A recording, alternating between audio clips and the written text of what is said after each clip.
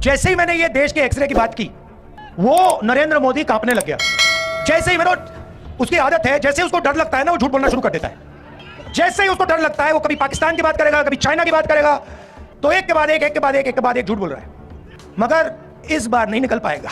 वो एक योजना लाए इलेक्टोरल बॉन्ड्स वाली, सुनिए आपने। उसमें क्या किया, सबसे पहले कहते हैं कि इलेक्टोरल बॉन्ड से हिंदुस्तान में जो भ्रष्टाचार है वो खत्म होगा। और फिर क्या किया, कहते हैं कि जो भी पैसा देना चाहता है किसी भी राजनीतिक पार्टी को, बिना नाम दिखाए पैसा दे सकता है। सुप्रीम कोर्ट ने कहा भैया ये तो कानूनी नहीं है, इसको रद्द करो। और सुप्रीम कोर्ट ने उनकी स्कीम को रद्द कर दिया। उसके बाद नरेंद्र मोदी और सरकार, जिन लोगों ने उनको पैसा दिया उनके नाम नहीं रिलीज करना चाह रहे। सुप्रीम कोर्ट ने कहा भैया जिन्होंने आपको पैसा दिया उनके नाम दो और कौन सी तारीख पे पैसा दिया वो बता दो। स्टेट बैंक पर दबाव डाला, वो ये इंफॉर्मेशन रिलीज नहीं कर रहे थे। फिर इंफॉर्मेशन रिलीज होती है, पता लगा एक दिन किसी कंपनी पे सीबीआई की रेड होती है, कुछ ही दिन बाद वही कंपनी बीजेपी को करोड़ों रुपए देती है, सीबीआई की इंक्वायरी खत्म हो जाती है। बड़ा कॉन्ट्रैक्ट दिया जाता है, हजारों करोड़ रुपए का कॉन्ट्रैक्ट दिया जाता है, और कॉन्ट्रैक्ट मिलने के 10-15 दिन बाद वो कंपनी बीजेपी को हजारों करोड़ रुपए पकड़ा देती है। सड़क पे जो एक्सटॉर्शन कहा जाता है ना, जो सड़क पे एक्सटॉर्शन, गुंडे एक्सटॉर्शन करते हैं ना, हाँ, ये उन्होंने इंटरनेशनल लेवल पर शुरू कर दिया है। और जनता से कह रहे हैं कि मैं राजनीतिक फंडिंग के सिस्टम को साफ कर रहा हूं। आप कैसे साफ कर रहे हो? अगर आप साफ कर रहे होते तो आप कहते भैया जो भी पैसा दे रहा है नाम सामने रखो, कौन से दिन दिया, किसने दिया, हिंदुस्तान की पब्लिक को बताओ। मगर नहीं, मगर देश समझ गया है। और जैसे मैंने आपको शुरुआत में कहा, लड़ाई संविधान को बचाने की है।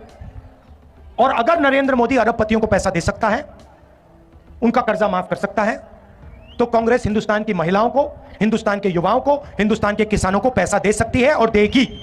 इंडिया अलायंस के स्टेज पे वरिष्ठ नेता, कांग्रेस के बब्बर शेर, प्यारे कार्यकर्ता, इंडिया अलायंस के कार्यकर्ता, भाइयों और बहनों, आप सबका यहां बहुत बहुत स्वागत। थोड़ा मेरा प्रोग्राम लेट चल रहा है, आपको कष्ट हुआ थोड़ा, इसके लिए मैं शुरुआत में ही माफी मांगता हूं आपसे। मगर आज मैं आपको मजे की बात बताने आया हूं। सबसे पहले, यह साधारण चुनाव नहीं है, क्योंकि इस चुनाव में पहली बार, आजादी के बाद पहली बार एक ऐसी पार्टी है जो संविधान को खत्म करना चाहती है। उनका लक्ष्य सिर्फ चुनाव जीतने का नहीं है, उनका लक्ष्य हिंदुस्तान के कॉन्स्टिट्यूशन को, हमारे संविधान को खत्म करने का है। और हमारा लक्ष्य, कांग्रेस पार्टी का लक्ष्य, इंडिया अलायंस का लक्ष्य संविधान को बचाने का है और लोकतंत्र को बचाने का है। भाइयों और बहनों, इस देश में जो भी गरीबों को मिला है, जो भी प्रगति हुई है, पिछड़ों को, दलितों को, आदिवासियों को, जो भी गरीब लोगों को मिला है, वो संविधान के कारण मिला है। उसका वही कारण है। अगर ये लोग संविधान को खत्म कर देंगे तो हिंदुस्तान में गरीबों के लिए, किसानों के लिए, मजदूरों के लिए कुछ नहीं बचेगा।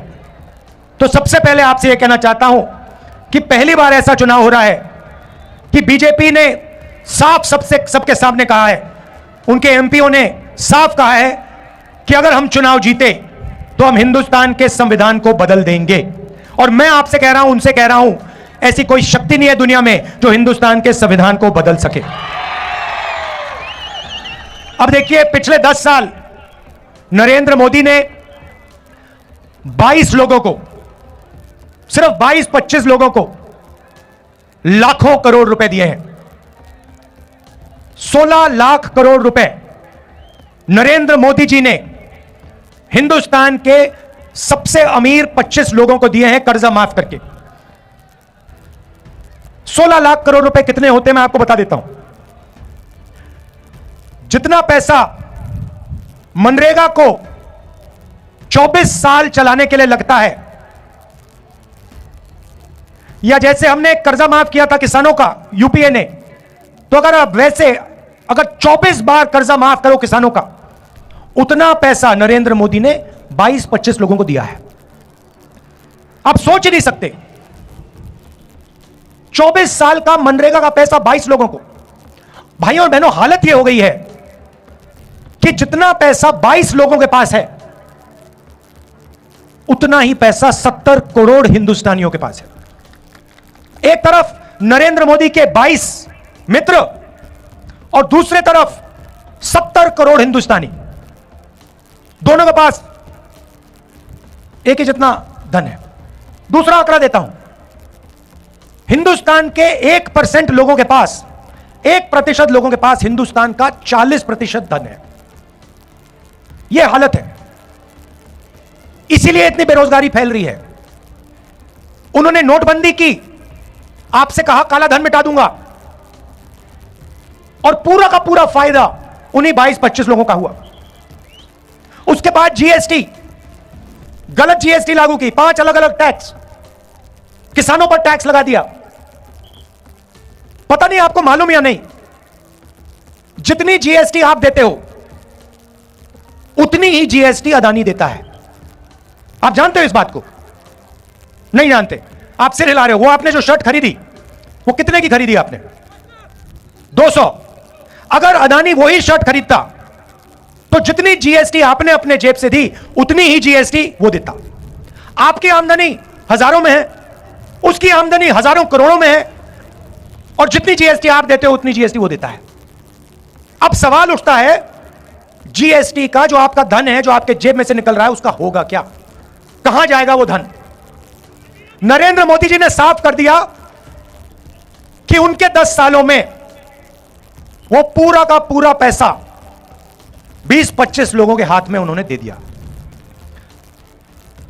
उन्होंने अरबपति बनाए हैं, 30-40 उन्होंने अरबपति बनाए हैं। अब मैं आपको बताता हूं कांग्रेस क्या करने जा रही है। उन्होंने 20-25 अरबपति बनाए, हम करोड़ों लाखपति बनाने जा रहे हैं। अब आप कहोगे कैसे? मैं आपको यह बताने आया हूं कि कांग्रेस पार्टी, इंडिया गठबंधन चुनाव के बाद करोड़ों करोड़ों लाखपति कैसे बनाने जा रही है। आप जानते हो कि हिंदुस्तान में महिला भविष्य की देखभाल करती है। यहां पुरुष बैठे हैं, महिलाएं भी बैठी हैं, देखिए ताली बजा रही हैं। अब देखिए 21वीं सदी में स्त्री और पुरुष दोनों जॉब करते हैं, सही बात है ना? ठीक है, 8 घंटे की 10 घंटे की जॉब होती है। जॉब के लिए दोनों को पैसे मिलते हैं, मिलते नहीं मिलते? ठीक है, मगर हिंदुस्तान की महिला 8 घंटे घर से बाहर काम करती है और फिर 8 घंटे घर में काम करती है। सही? मतलब डबल काम करती हैं आप लोग। देखो महिलाएं ताली बजा रही है, पुरुष ताली नहीं बजा रहे। मगर सवाल यह है कि जो आप घर में काम करती हैं, भोजन पकाती हैं, बच्चों की देखभाल करती हैं, उसके लिए आपको कोई पैसा नहीं मिलता, कोई कॉम्पेंसेशन नहीं मिलती? कभी मिली आपको? नहीं मिली ना? वो तो आप काम फ्री में करती हैं। तो इसीलिए कांग्रेस पार्टी महालक्ष्मी योजना ला रही है। अब महालक्ष्मी योजना क्या है मैं आपको बता देता हूं। हिंदुस्तान के सारे गरीब परिवारों की लिस्ट बनेगी, हर जात के, दलित, ओबीसी, गरीब, जनरल कास्ट लिस्ट बनेगी, और उस लिस्ट में से हर परिवार से एक महिला चुनी जाएगी। उसमें बीड़ी वर्कर्स होंगी, उसमें किसान के परिवार होंगे, उसमें मजदूरों के परिवार होंगे, छोटे कारीगर होंगे, और उन महिलाओं को, करोड़ों महिलाओं को कांग्रेस पार्टी साल के 1 लाख रुपए बैंक अकाउंट में डाल देगी।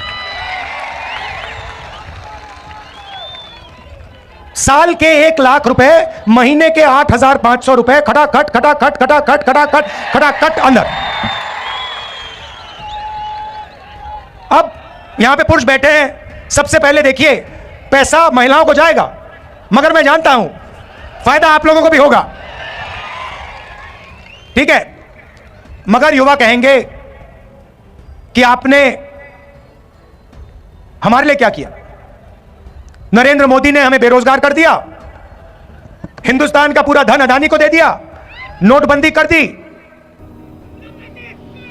जुमला पार्टी 2 करोड़ रोजगार देने थे, झूठ था, वो 15 लाख रुपए की बात की, कोविड आया, थाली बजवा दी, पकौड़े बनवा दिए। तो आप क्या करोगे? अब मैं आपको बताता हूं। अमीर घर के बच्चों को, ये जो बड़े बड़े बिजनेस वाले हैं, इनके बच्चों को जॉब मिलने से पहले ये टेम्पररी नौकरी दिलवाते हैं। इसको अप्रेंटिसशिप कहते हैं, इंटर्नशिप कहते हैं। प्राइवेट सेक्टर में, पब्लिक सेक्टर में, सरकार में इनको एक्सपीरियंस के लिए काम दिया जाता है। जैसे अदानी की कंपनी में उसका बेटा काम करता है। मगर यह सुविधा हिंदुस्तान के बेरोजगार युवाओं को नहीं मिलती। सड़क पे आप घूमते हो, रोजगार ढूंढते हो, पिछले 10 साल में नहीं मिला। तो अब हम एक नई योजना ला रहे हैं, अप्रेंटिसशिप का अधिकार। अभी ताली मत बजाओ, अभी मैंने समझाया नहीं है। अप्रेंटिसशिप का अधिकार का मतलब, हिंदुस्तान में कोई भी graduate, diploma holder, university graduate, college graduate, इनमें से कोई भी सरकार से यह अधिकार मांग पाएगा। और जिस दिन उसने यह अधिकार मांगा, उस दिन सरकार को उसे पहली साल की नौकरी पक्की करके, गारंटी करके देनी पड़ेगी। जैसे मनरेगा में जॉब मांगा जा सकता है, काम मांगा जा सकता है, मगर मना नहीं किया जा सकता, वैसे ही हिंदुस्तान के ग्रेजुएट्स को पहली साल की नौकरी पक्की। अब पहली साल की नौकरी में क्या होगा और कहां होगी नौकरी? पब्लिक सेक्टर यूनिट्स में, HAL, BHEL, Indian oil, Hindustan petroleum, private कंपनियों में, सरकारी ऑफिसेज में, सरकारी अस्पतालों में ये नौकरियां दी जाएंगी। करोड़ों युवाओं की ट्रेनिंग होगी 1 साल की, और उस साल के लिए 1 लाख रुपए युवा के बैंक अकाउंट में जाएगा। 8,500 रुपए महीने के, 1 लाख रुपए साल के, हर ग्रेजुएट के बैंक अकाउंट में कांग्रेस पार्टी डालने जा रही है। तो इस प्रकार से हम करोड़ों लाखपति बनाने जा रहे हैं। अब यहां किसान बैठे हैं, इन दोनों योजनाओं का आपका फायदा होगा, मगर हम वहां नहीं रुके। आपने नरेंद्र मोदी से 2 चीजें मांगी, कर्जा माफी और कानूनी मिनिमम सपोर्ट प्राइस। हर किसान जानता है कि जब उसे अपनी फसल बेचनी पड़ती है तो जादू से फसल का दाम गिर जाता है। जादू से फसल दाम गिर जाता है और किसान को कभी भी सही दाम नहीं मिलता। बाकी लोग अपना प्रोडक्ट बेचें, उनको सही दाम मिलता है। कोई टूथपेस्ट बेचता है, कोई जूस बेचता है, कोई कुछ और बेचता है, चिप्स का पैकेट बेचता है, उसको सही दाम मिलता है। मगर जो इस देश की रीढ़ की हड्डी है, जो 24 घंटा खून पसीना देता है, उसे सही दाम नहीं मिलता। तो हमने 2 काम किसानों के किए हैं, करने जा रहे हैं। पहला काम, हिंदुस्तान के किसानों का हम कर्जा माफ करेंगे। ये अभी आप ताली जल्दी बजा गए। ये कर्जा माफी ये शुरुआत है, मगर हम सिर्फ कर्जा माफी नहीं करेंगे। हम किसानों के लिए एक कमीशन रखेंगे और इस कमीशन का काम जब भी किसानों को कर्जा माफी की जरूरत होगी, यह कमीशन सरकार को कहेगा और सरकार किसानों का कर्जा माफ करेगा। एक बार नहीं, जितनी बार आपको कर्जा माफी की जरूरत होगी उतनी बार यह कमीशन कर्जा माफी करवाएगा।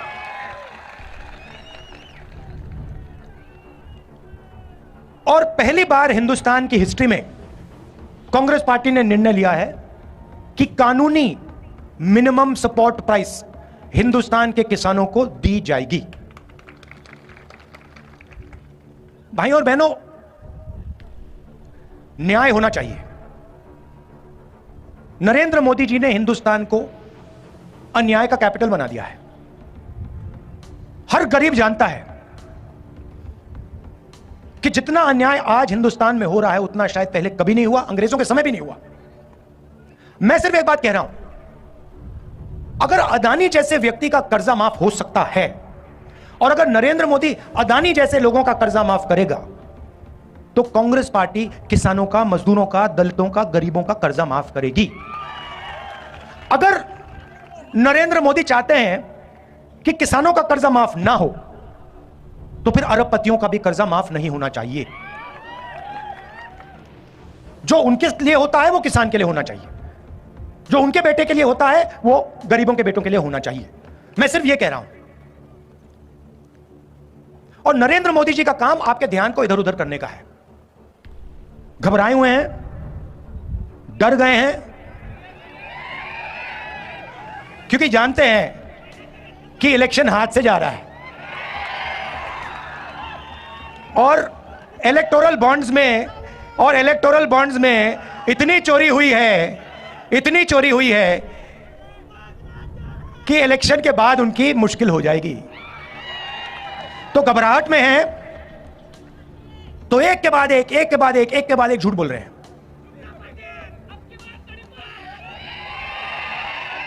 वो जानते हैं कि हिंदुस्तान की जनता बात समझ गई है। वो जानते हैं कि हिंदुस्तान की जनता इस चुनाव में संविधान की रक्षा करने के लिए खड़ी हो गई है। और वो जानते हैं कि हिंदुस्तान की जनता समझ गई है कि नरेंद्र मोदी जी अरबपतियों के नेता हैं, गरीबों के नहीं। अब आखिरी बात आपको कहना चाहता हूं, ये आपने मीडिया के मित्र देखे, ये देखे आपने, ये देखो काले चश्मे पहने स्माइल कर रहे हैं। इनको आपने कभी भी किसानों की बात करते हुए सुना है, देखा है? कोई मतलब मजदूर मर जाए, भूखा मर जाए, कभी आपने टीवी पे देखा? कभी आपने इनके एंकरों को बेरोजगारी के बारे में बोलते हुए देखा, महंगाई के बारे में, किसानों के बारे में? ना, क्योंकि ये अच्छा, इनकी गलती नहीं है जो बेचारे यहां खड़े हैं, इनकी गलती नहीं है क्योंकि इनका कंट्रोलर ऊपर है। ये बेचारे सैलरी लेते हैं, इनको भी मतलब घर चलाना है, तो इनकी गलती नहीं है। हाँ, एक दो आजाद हो सकते हैं मगर बाकी गुलाम हैं। आजकल के हिंदुस्तान में पता नहीं लगता कौन सा मीडिया वाला आजाद है, कौन सा गुलाम है। तो ये आपकी बातों को भी करते नहीं है। तो मैंने एक बात चेक की, मैंने कहा देखो, देखते हैं। तो ये जो मीडिया कंपनीज है ना, इनके मालिकों की मैंने लिस्ट निकाली। मैंने कहा मैं देखता हूं ये हैं कौन लोग, उनकी लिस्ट निकाली और इनके जो एंकर्स हैं, बड़े बड़े एंकर्स हैं, नाम आप जानते हो, उनकी लिस्ट निकाली और आप हैरान हो जाओगे। लिस्ट में एक दलित नहीं था, एक आदिवासी नहीं था, एक ओबीसी नहीं था, एक गरीब जनरल कास्ट का नहीं था। ये आपके हैं ही नहीं। 90% हिंदुस्तान का तो एक भी आदमी नहीं है इनमें। पिछड़े वर्ग के कितने लोग हैं हिंदुस्तान में? चुप हो गए सब।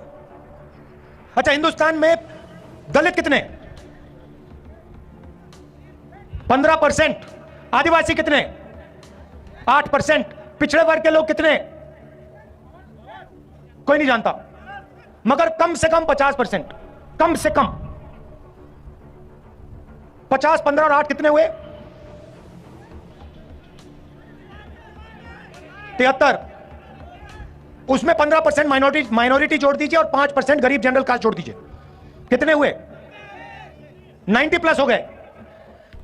90% आबादी में से एक आदमी नहीं मिलेगा आपको मीडिया में। एक नहीं है, ये आपके हैं ही नहीं। ये अदानी के हैं, ये मोदी के हैं, ये अंबानी के हैं। ये आपकी बात थोड़ी करेंगे। अच्छा ठीक है, मीडिया छोड़ो। हिंदुस्तान की सबसे बड़ी 200 कंपनी की लिस्ट निकाली मैंने, उसमें बता दो, उस लिस्ट में, उनके मालिकों की लिस्ट में मुझे बता दो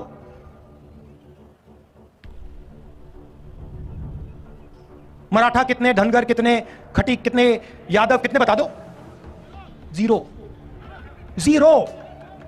50% में से कोई नहीं, 15% में से कोई नहीं, 8% में से कोई नहीं, 90% में से कोई नहीं, सारे के सारे सीनियर मैनेजमेंट में कोई नहीं। अच्छा, पता नहीं, शायद हिंदुस्तान के 90% लोग क्या, नहीं हमें मीडिया नहीं चाहिए, हमें हिंदुस्तान का कॉर्पोरेट इंडिया में भी भागीदारी नहीं चाहिए। तो ठीक है, फिर सरकार को देखते हैं। हिंदुस्तान की सरकार को 90 लोग चलाते हैं, आईएएस अफसर हैं, बजट को वो बांटते हैं। हर रुपया बजट का कहां जाता है वो निर्णय लेते हैं, 90 लोग लेते हैं।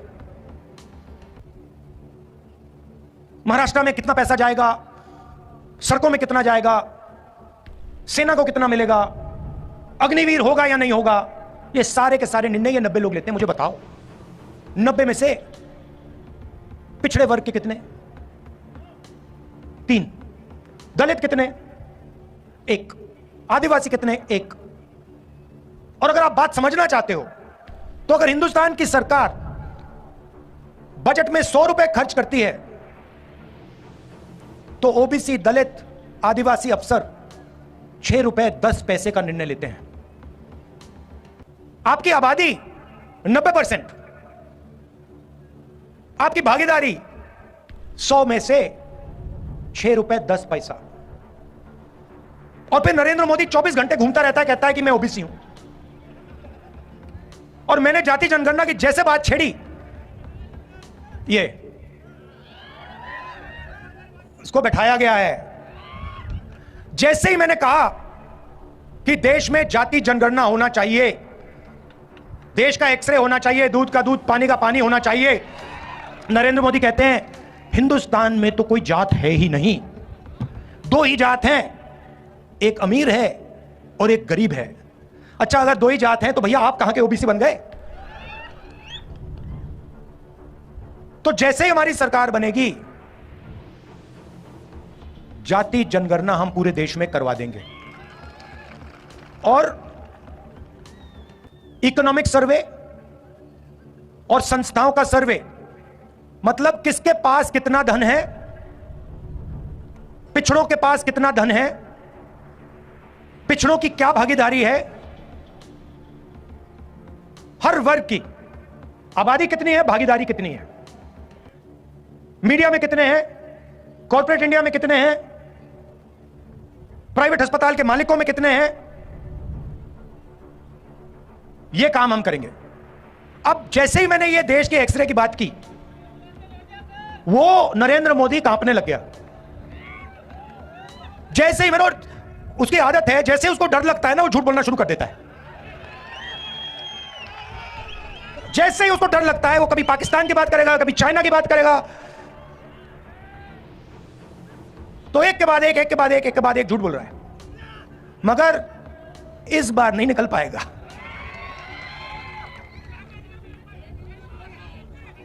पता नहीं आपने सुना नहीं सुना, वो एक योजना लाए इलेक्टोरल बॉन्ड्स वाली, सुनिए आपने? उसमें क्या किया, सबसे पहले कहते हैं कि इलेक्टोरल बॉन्ड से